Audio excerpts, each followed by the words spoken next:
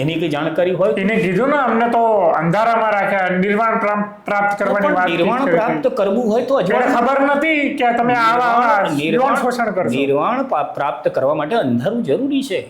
દીવો બતાવું છું એમને, અંધારામાં લઈ જઈને ઘણી દીવો જોઈને ખુશ થઈ જાય છે. પણ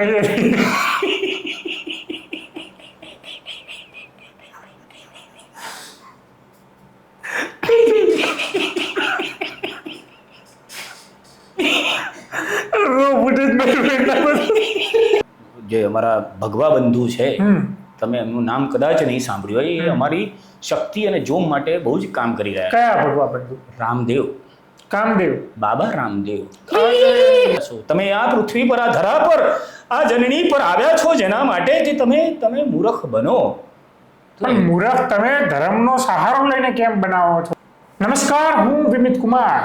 સાથીઓ, ઘણા લોકો આધ્યાત્મિક સુખ લેવા માટે ક્યાંય ને ક્યાંય લંપટ સાધુઓ કે સદગુરુઓ પાસે જાય છે અને એ વ્યક્તિઓ આ લોકોને લાગણીઓનો ઉપયોગ કરીને, તેમના ધર્મનો ઉપયોગ કરીને તે લોકો આવા માસૂમ લોકોને પોતાની વાસનાનો ભોગ બનાવતા હોય છે.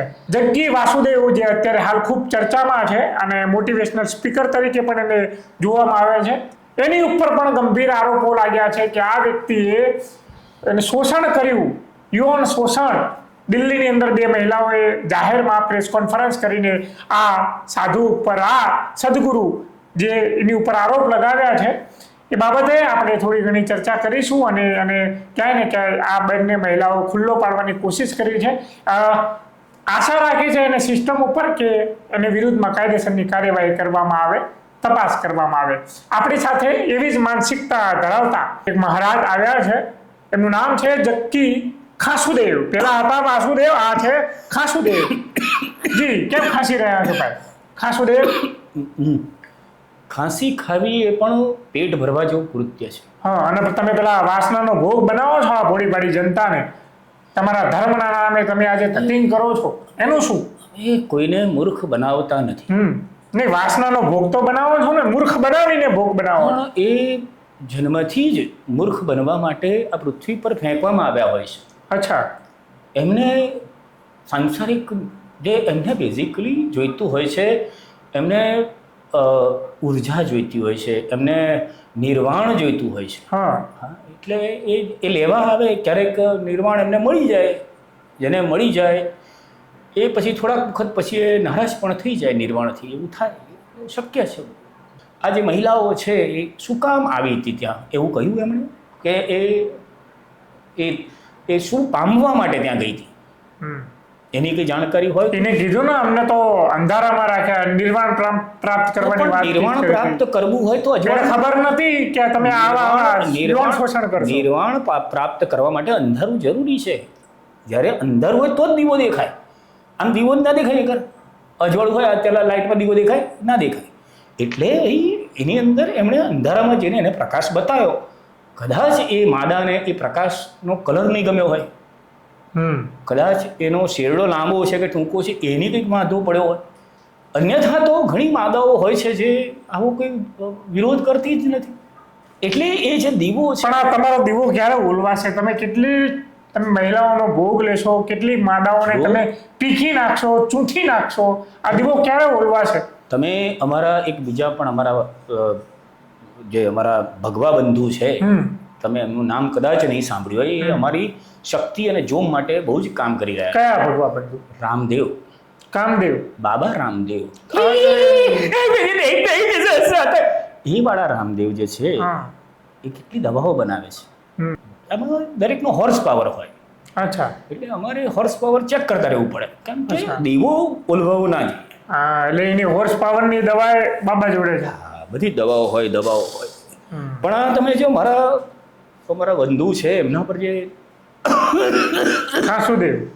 વાસુદેવ તમે એના પર જે કરી રહ્યા છો, એ બાબતમાં મને કહેશો તો હું એમના વતી એમના મનની વાત કહેવાનો પ્રયત્ન કરીશ. આ કેવું સાધુપણું છે કે સ્ટેજ ઉપર ચડીને નાચવાનું, મોટી મોટી ગાડીઓમાં ફરવાનું, જો તમને આ સાધુ તો એકદમ ક્યાંય ખોવાઈ જાય, પોતાની દુનિયામાં મસ્ત થઈ જાય. આ તો સંસારની અંદર આવીને સંસારના તમામ સુખ સુવિધાઓ પ્રાપ્ત કરવાની. સ્ટેજ ઉપર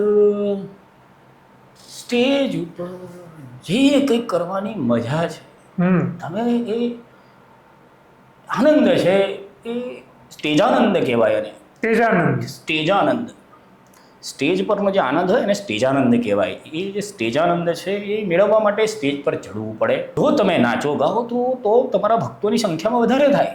કારણ કે આમાં વાંક તો, જો ભાઈ તમારા વસ્તુઓ ચોરી થાય તો એના અંદર ચોરનો વાંક નથી. તો તમે બેધ્યાન છો, તમે વસ્તુ સાચવી નથી, એ તમારો પહેલો વાંક. એટલે ધારો કે કોઈ મૂર્ખ બનાવે છે, છેલ્લા 10 વર્ષથી તમે મૂર્ખ બની રહ્યા છો, તો મૂર્ખ બનવાનો અર્થ હોશિયાર છે. એ તો તમને બનાવવા માટે જ પેદા થયો છે, પણ તમે સામે બનવા પેદા થયા છો. તમે આ પૃથ્વી પર, આ ધરા પર, આ જનની પર આવ્યા છો જેના માટે કે તમે મૂર્ખ બનો. મારા પેલા જે બંધુ છે એ આટલું બધું નાચે છે, એમની આજુબાજુ કેટલી માદાઓ છે. માદાઓને ઇમ્પ્રેસ કરવા માટે એ માદાઓમાંથી એક ઇમ્પ્રેસ થાય છે. કેટલો ઓછો રેશિયો છે ભાઈ, આટલા વધારે ટ્રાય કરે ને એક પટે. અરે ભાઈ તમને તો દુઃખ થાય છે. નહીં, અમને જન્મથી જ ખબર પડી ગઈ કે અમે આ પૃથ્વી પર જે મૂર્ખ અને અંધ ભક્તો આવ્યા છે એમને મૂર્ખ બનાવવા માટે જ ઉત્પન્ન થયા છે. એનું જ્ઞાન અમને બહુ વર્ષો પહેલા લાદી ગયું. અચ્છા. નહીંતર અમે કોઈ બેંકમાં નોકરી કરતા હોત, તમારી જેમ કોઈ યુટ્યુબ ચેનલ ચલાવીને એના પર કામ કરીને કંઈક રડતા હોત, પણ અમને ત્યાંથી જ્ઞાન થઈ ગયું કે આ આપણું કામ નથી. નહીંતર અત્યારે અમારી પાછળ મોટી ગાડીઓ લઈને લોકો ફરતા ના હોત. જો તમે ધંધો નથી કરતા પણ લોકોને ધંધે લગાડી દો છો. ખરા, અમે બધા પ્રેક્ટિકલ સાધુ કહેવાય, સમય પ્રમાણે ચાલનારા સાધુઓ કહેવાય. અરે આવા આક્ષેપો તો થયા કરે. જો સ્વામિનારાયણ સંપ્રદાયમાં તો ઘણા બધા મહિલાઓના વિડીયો આવ્યા. આ તમે શું ઉખાડી લીધું? એટલો મોટો સંપ્રદાય છે, આટલો મોટો સમૂહ છે. જેવી રીતે આ પૃથ્વી પર ઘણા બધા એવા તત્વો છે જે તત્વોનો તમે નાશ નથી કરી શકવાના. અને એક જે તમે સમજો કે કોઈક શાસ્ત્ર છેલ્લા પાને લખેલું છે, એ કયું શાસ્ત્રનું નામ યાદ નથી આવતું, પણ આ શાસ્ત્રનો સહારો તમે હંમેશા લો છો. શાસ્ત્રમાં આ લખ્યું છે, શાસ્ત્રમાં તે લખ્યું છે, અને જ્યારે સાબિત કરવાનું આવે તમે શાસ્ત્રને જ ભૂલી જાઓ. એટલે ઘણીવાર ઉંમરના કારણે મને એ યાદ આવ્યું કે જવાનીની અંદર તમારા બધા કાંડ બધા બહાર નથી આવતા યૌન શોષણના. જ્યારે ઘરડા થઈ જાઓ છો ત્યારે જ તમને આ બધું કેમ સૂજે છે, યૌન શોષણ કરવાનું? યૌન શોષણ કરવાની વાત નથી. તમે જે પ્રશ્ન કર્યો એમાં જ તમારો જવાબ છે. અચ્છા, જવાનીમાં કોઈ ફરિયાદ કરતું નથી. કોઈ પણ માદા જવાનીમાં ફરિયાદ નથી કરતું, કારણ કે વખતે એ પણ નિજાનંદ લે છે. અચ્છા. પણ જ્યારે ઢળતી ઉંમરમાં આનંદમાં ઉણપ આવે છે, એટલે પેલા કસ્ટમર કેરમાં જેવી રીતે આપણે છેતરા એવી લાગણી થવાને કારણે આ બધા વિવાદો ઊભા થાય. અચ્છા. પણ આ તો કેવું છે કે થાય, બિચારા વાસુદેવનો કોઈ વાંક નથી.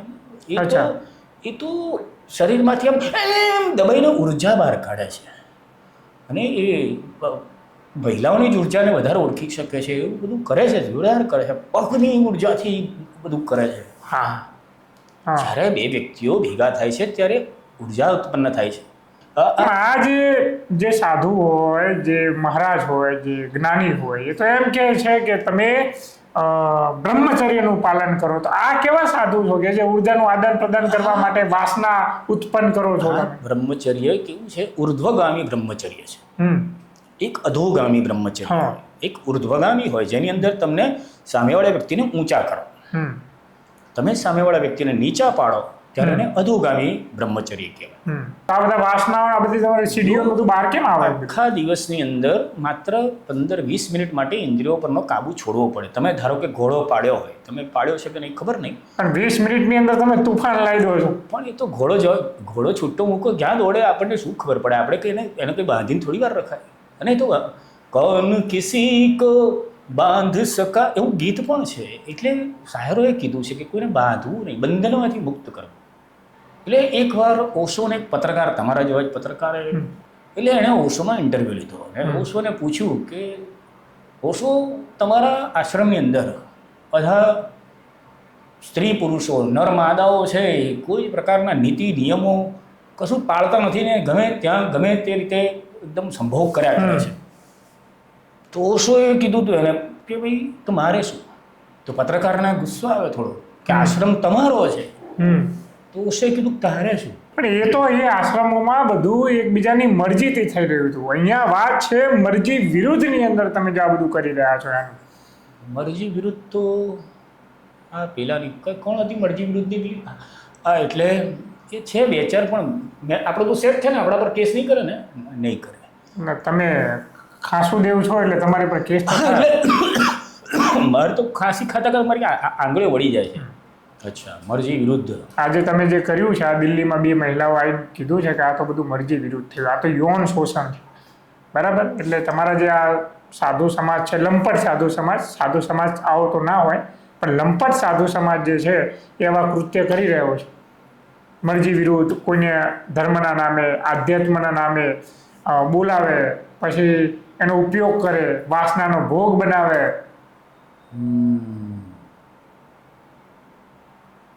વાત કરવી પડશે. આ તમારો કોન્ટેક્ટ ક્યાં ચાલે છે અત્યારે? Wrong number? રોંગ નંબરની વાત કરવી પડશે. કોની જોડે? કોઈને કહેતા નહીં, પણ આ મહિલાને પતાવવી પડશે હવે. એટલે આ જે 2 મહિલાઓ આરોપ લગાવે છે, પેલા જગ્ગી, ના ના, એને તમે કામ પૂરું કરવું પડે. ના ચાલે ને યાર. જો ભાઈ એક વસ્તુ સમજો, લોકો સાદું હતું તેની માં પડાવી ગયું, બધું તેલ લેવા ગયું, પણ આ રીતે કોઈ પર આક્ષેપ કર્યા કરે તો એ તો ચાલે જ નહીં ને યાર. રોકવી પડે યાર. ચલો તમે તમારું પેલો આશ્રમમાં પેલો ભોપાદેવ હોય એના જેવું બધા તો અમારાથી ઇન્સ્પિરેશન લઈને બનતા હોય. તમે એક કામ કરો, તમારો ક્યાં ગયું તમારે સાધુ? દિલ્હી જવું પડશે ભાઈ, દિલ્હીની ટિકિટ કરાવો ફ્લાઇટ. ક્યાં ગયું ભાઈ સાધુ? જી સાથીઓ, તમે જોયું કે આ જે લંપટ સાધુ હોય છે એ ભીતરથી ગુંડા હોય છે, પણ બહારથી આધ્યાત્મનો એક દેખાડો કરતા હોય છે. એવા જ અત્યારે અમારા સાથી પત્રકારે જે લંપટ સાધુનું ભૂમિકા ભજવી ખાસુદેવ, તમને કેવું લાગ્યું અમને કોમેન્ટમાં જણાવતા જજો, કારણ કે આ બનાવવાનો ઉદ્દેશ્ય અમારો એટલો જ હતો કે જનતા સુધી આવા લંપટ સાધુની સચ્ચી અને સાચી વાસ્તવિકતા લોકો સુધી પહોંચે.